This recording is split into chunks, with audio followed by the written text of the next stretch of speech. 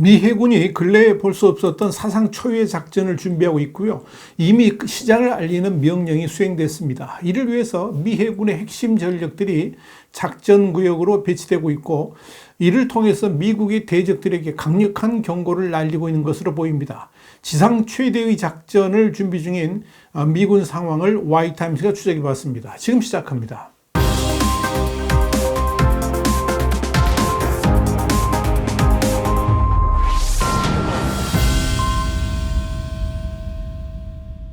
영국의 텔레그래프는 현지 시간으로 21일자 지면을 통해서 이 같은 사실을 전하면서 지난 19일 미 해군의 알레이버그급 구축함인 USS 카니호가 중동 예멘에서 날아온 이스라엘을 겨냥한 것으로 추정되는 지상 공격 순항 미사일 3기 그리고 드론 여러 대를 요격했다 그러면서, 카니호는 이 미사일과 드론들은 예멘 후티 반군이 발사한 것으로 보인다, 이렇게 보도를 했습니다. 이에 대해 팻 라이더 미 국방부 대변인은 예멘발 미사일이 홍해를 따라서 북쪽으로 비행하고 있었다 그러면서 미군이 이를 잠재적 위협으로 판단하고 요격했다라고 설명했습니다. 라이더 대변인은 이어서 교전과 관련된 정보를 계속 수집 중이라면서 미사일과 무인기들이 무엇을 목표로 삼았는지 확실하게 말할 수는 없지만 이스라엘 내부 타겟을 향했을 가능성이 있다라고 전했습니다. 그는 이어서 이번 작전이 미군이 중동 지역에 구축한 공군력과 미사일 방어 시스템의 역량을 보여준다 그러면서 중요한 지역에서 파트너들과 우리 이익을 보호하기 위한 모든 조치를 취할 준비가 되어 있다, 이렇게 강조했습니다.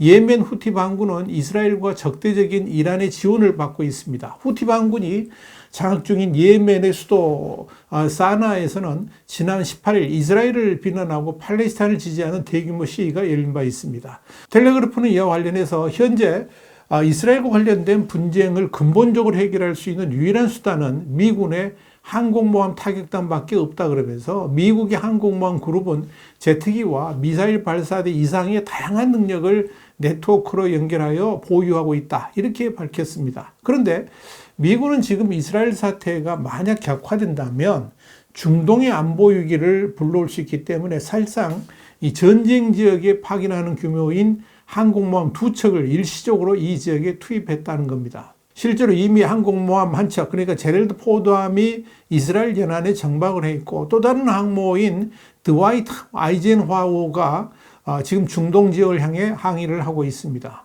주목할 건 불과 며칠 전까지만 해도 미군의 두 항모 움직임은 모두 가자 지구의 급변하는 상황을 고려했을 때 예방적 조치로 볼 수 있었지만, 지금은 미 해군이 수년 동안 볼 수 없었던 규모의 작전을 준비하고 있다는 것을 확인하는 몇 가지 일이 발생했다는 점입니다. 첫 번째는 이미 지중해에 있던 항공모함 제럴드 포드의 작전 기간 연장이었습니다. 이는 국방부 장관의 승인이 필요하므로 매우 중요한 사안입니다. 이제 드와이트 아이젠하워호도 포드호와 합류할 예정이라는 사실도 확인됐습니다.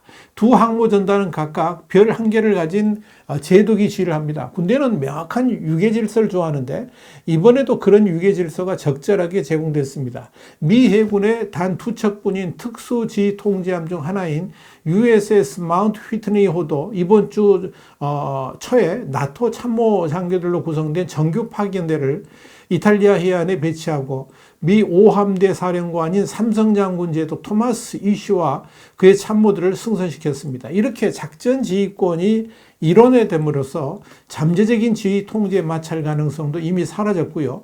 미국이 대규모 함대 작전을 준비하는 것을 목표로 하고 있다는 것을 보여주는 것입니다. 또 다른 측면에서는 미 해병대와 항공기 및 장비로 가득 찬 상륙함들이 지중해 동부에 집결하고 있다는 점입니다. 상륙함 USS 메사 베르데호가 서쪽에서 접근하고 있고, 홍해가 현재 뜨거운 상태라는 점을 감안했을 때 USS 바타노 그리고 USS 카터호로는 제26 해병 원정대가 탑승한 채 걸프만에서 오고 있습니다.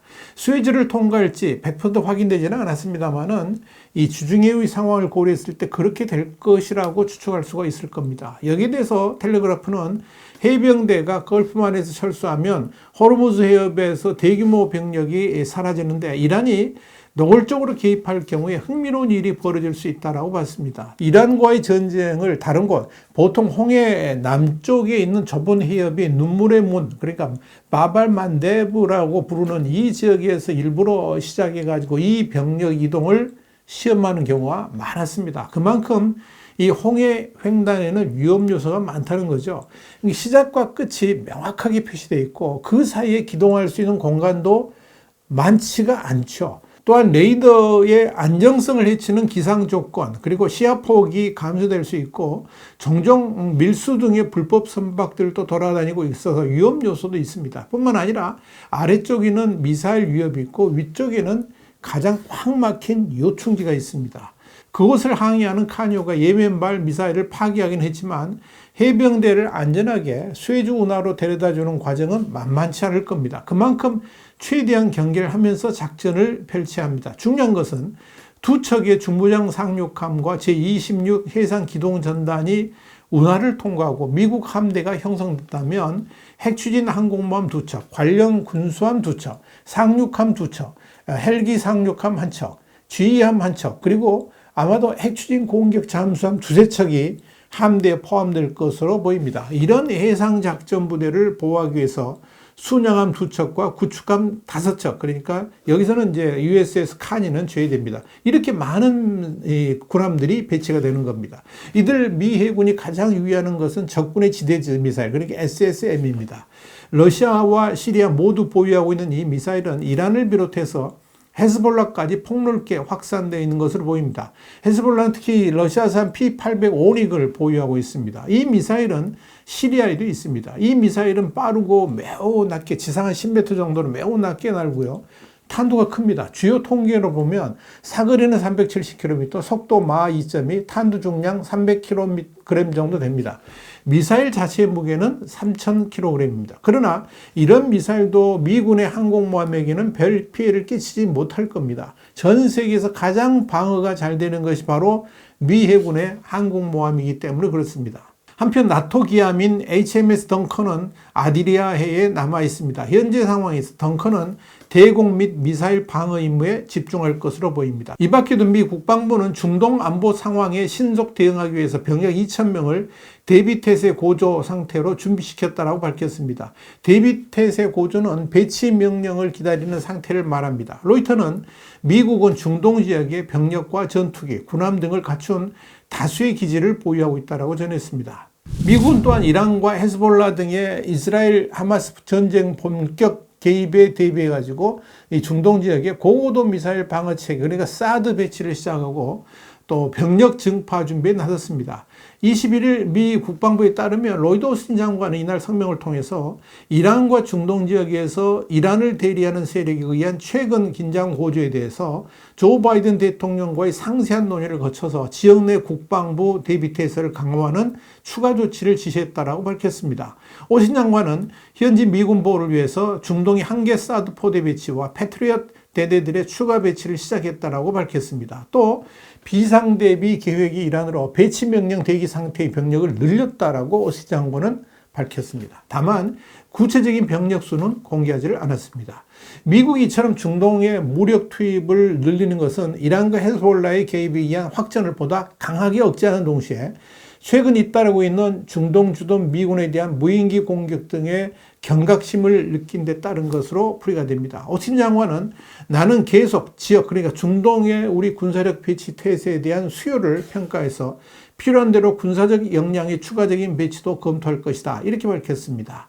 이렇게 중동 지역의 미군의 군사력을 대폭 증가하는 것과 아울러서 인도태평양 지역에도 미군 전력을 대폭 보강하고 있습니다. 이스라엘과 하마스 간 전쟁이 인도태평양 지역의 정세에도 영향을 미칠 수 있다고 보기 때문입니다. 이를 위해서 이미 핵추진 항공모함 칼빈슨함이 인도태평양 지역 배치를 위해서 출항했습니다. 핵추진 항공모함 로널드 레이건함이 부산에 입항해 있는 상황에서 인도 태평양 지역에서 추가로 미군 항모가 이동하는 것입니다. 미군 군함 등의 이동을 추적하는 워시캠은 칼빈슨함이 지난 10일 일정에 따른 배치를 위해서 샌디에고 항을 출항하겠다 그러면서 관련 영상 등을 공유했습니다. 미국 삼함대는 USNI의 성명을 통해서 칼빈슨함은 현재 삼함대에서 일상적인 작전을 수행 중이라면서 이 삼함대는 인도태평양 지역의 안보를 뒷받침하는 항행의 자유, 법의 지배 등과 같은 원칙을 진전시키기 위해서 동맹 및 파트너와 협력하고 있다. 이렇게 말했습니다. 칼빈슨함은 니미츠급 원자력 추진 항공모함인데요. 길이 333m, 폭 76.4m 규모입니다. 이 항모에는 슈퍼호넷 전투기, 호크아이, 저기 경보기, 대잠수함기 등이 탑재된 것으로 알려졌습니다. 칼빈슨함 항모 타격단은 순양함 프린스턴, 호퍼, 키드 등 구축함으로 구성되어 있습니다. 이렇게 미군은 지금 이 중동 지역 및 인도태평양 지역 양쪽에 강력한 전력을 배치시키면서 사상 최대의 작전을 준비 중입니다. 이란과 연계된 헤즈볼라 등의 개입으로 더 이상 사태가 악화되는 걸 막고 동시에 인도태평양 지역에서 중국의 군사적 도발 역시 제어하겠다. 이런 분명한 의지를 보여주고 있다라고 보면 될 겁니다. YTN 정세 분석이었습니다. 감사합니다.